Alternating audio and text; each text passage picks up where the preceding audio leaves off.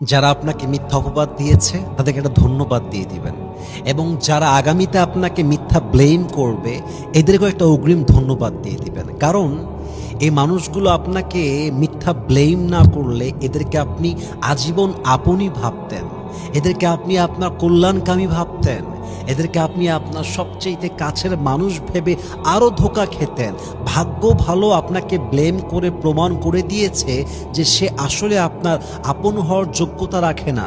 আরে যে আমার আপন হওয়ার যোগ্যতা রাখে, যে আমার ভালোবাসার মানুষ যোগ্য হওয়ার যোগ্যতা রাখে, পুরো দুনিয়া আমাকে অবিশ্বাস করলেও তো সে আমাকে অবিশ্বাস করতে পারতো না।